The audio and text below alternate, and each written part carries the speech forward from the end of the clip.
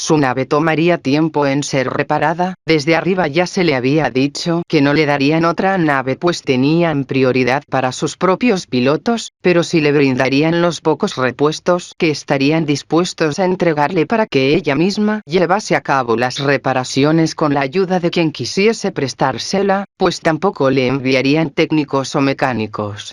Básicamente le dijeron que se las arreglara como pudiese. Ni siquiera sabía por dónde empezar, podían ser semanas de trabajo y había cosas que ni siquiera entendía cómo funcionaban. Ella volaba naves, no las construía.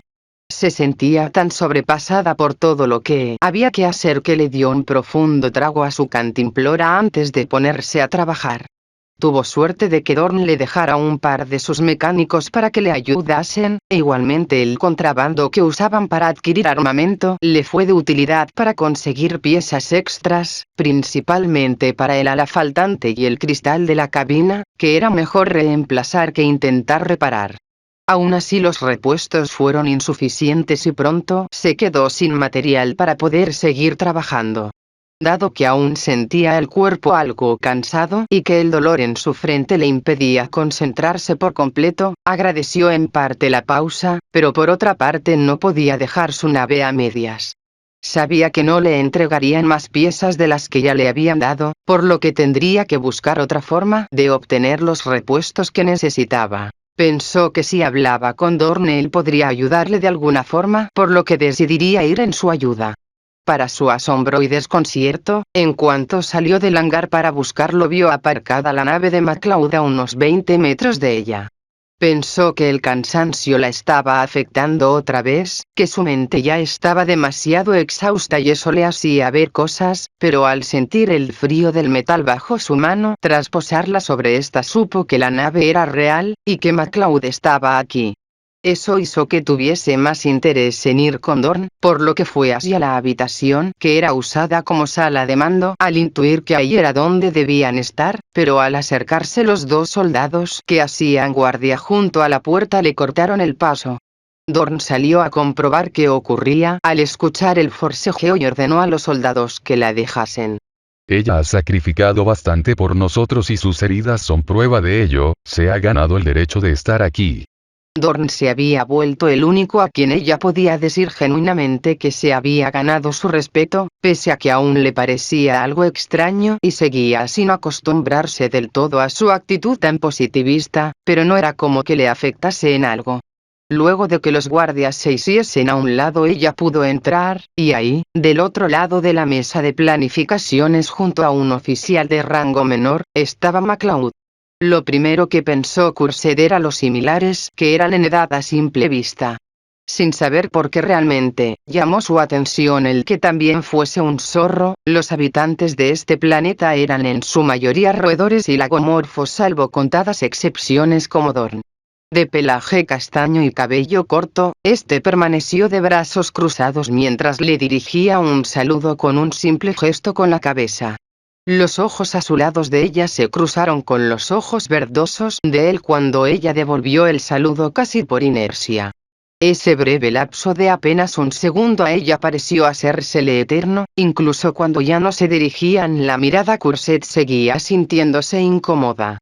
Lo que Dorn le había dicho cuando acababa de llegar apoyaba sus suposiciones sobre la cercanía que debía haber entre él y Cristal, pero para ella, para Courced, se le hacía un total desconocido, por más que intentaba escarbar en su mente, le era imposible hallar un rostro mínimamente parecido al de él, y al parecer el sentimiento era mutuo. Lamento lo de antes, algunos son demasiado cuadrados. Es bueno ver que su recuperación esté yendo bien, dígame qué necesita. Necesito más piezas para continuar reparando mi nave, lo que me dieron no es suficiente. Entiendo. Creo que llegó en el momento oportuno, el señor MacLeod está aquí con nosotros para ayudarnos en nuestro siguiente movimiento. Nuestros recursos continúan escaseando, algunas naves de suministros ni siquiera logran llegar al planeta. Encontramos algo que podría ayudarnos, al menos por un tiempo. Dorn presionó un par de botones y el holograma de la mesa cambió a un mapa de una zona hacia el norte de la ciudad, sobre un bloque de 4 edificios dispuestos en forma de cuadrado y que dejaban un pequeño parque en el centro. Inteligencia descubrió que el enemigo tiene un almacén de suministros oculto en este complejo de apartamentos. Si nos adueñamos de este podremos alivianar un poco nuestra situación y complicar la del enemigo. Hablamos principalmente de alimento y munición, pero no descarto que usted también pueda encontrar lo que necesita. Era un 50-50, pero no podía esperar que le entregasen más piezas por buena voluntad, y esta era una oportunidad que no se le volvería a presentar. El único problema era que al no tener una nave en condiciones tendría que ir a pie acompañando a los soldados, por lo que se le entregó un uniforme más adecuado, y MacLeod sería el encargado de brindar apoyo aéreo. Ella junto a los soldados irían en un par de vehículos todoterreno, siendo la forma más rápida de movilizarse.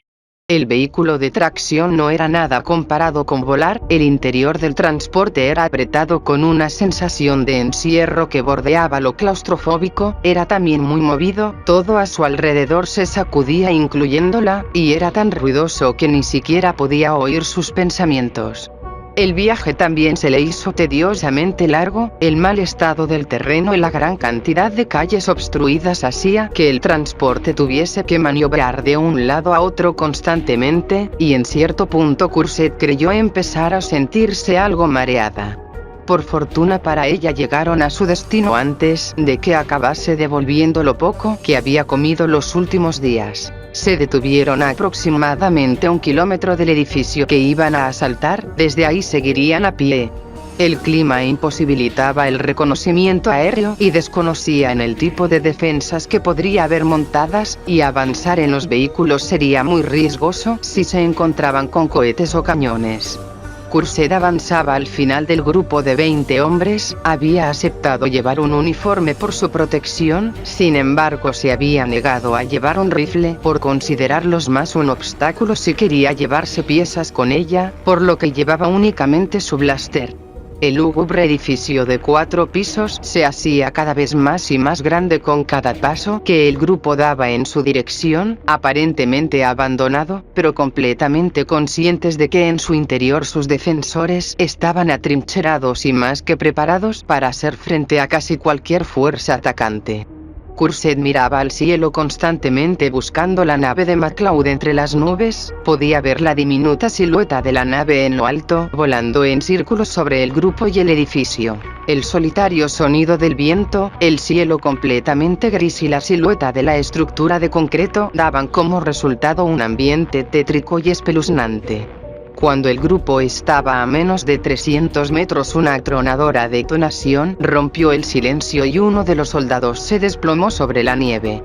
De inmediato todos corrieron a buscar refugio tras los escombros o lo que pudiesen encontrar. Courcette se protegió tras la esquina de una casa semiderruida junto a otros 2 soldados, ninguno pudo ver de dónde vino el disparo, el láser fue tan fino y viajó tan rápido que fue imperceptible hasta el último momento. El hombre que tenía delante se asomó ligeramente por el borde para tratar de buscar el origen cuando un segundo disparo impactó a solo centímetros de su rostro. Ese simple lapso de tiempo fue suficiente como para poder hacerse una idea de la ubicación del tirador, la distancia era demasiado amplia como para arriesgarse a acercarse, por lo que su mejor opción era usar el apoyo aéreo.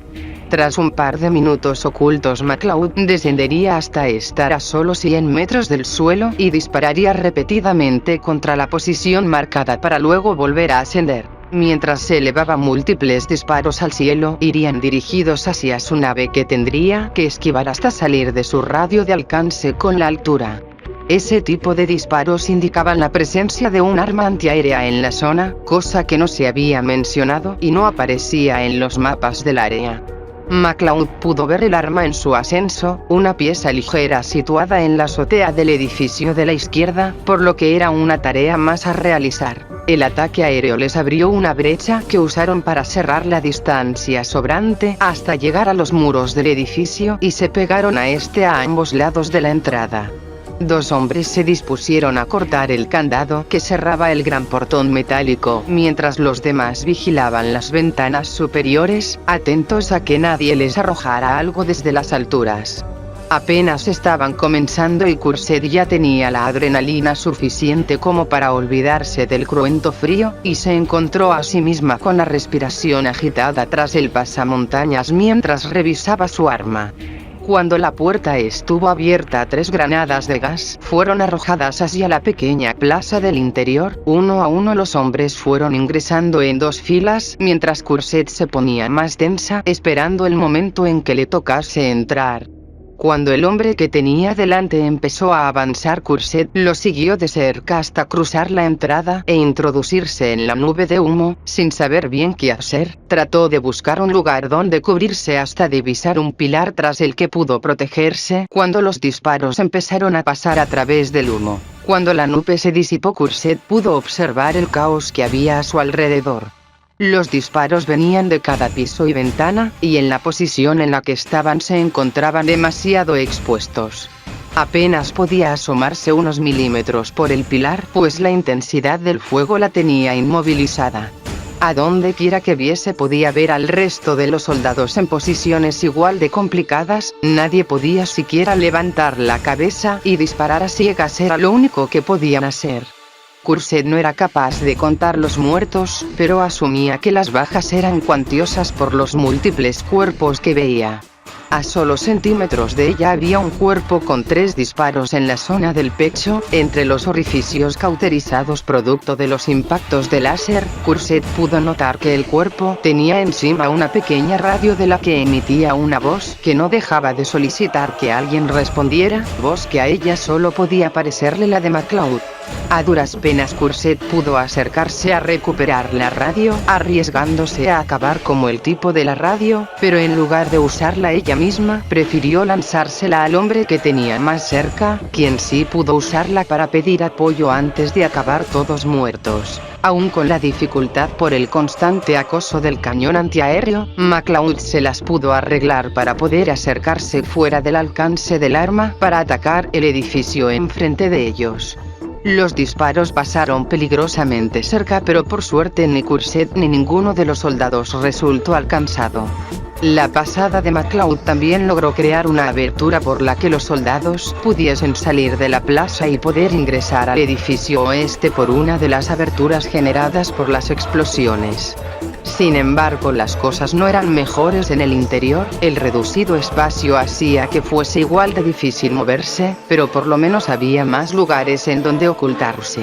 Ahora que empezaban a abrirse paso poco a poco, su nuevo objetivo era encargarse de ese cañón antiaéreo. Solo así tendrían ventaja sobre los defensores. Sin embargo, seguían teniendo la desventaja numérica. Curset apenas podía asomarse para ver cuántos hombres les disparaban, pero era imposible por todo el fuego. Ahora se empezaba a arrepentir por no traer un rifle.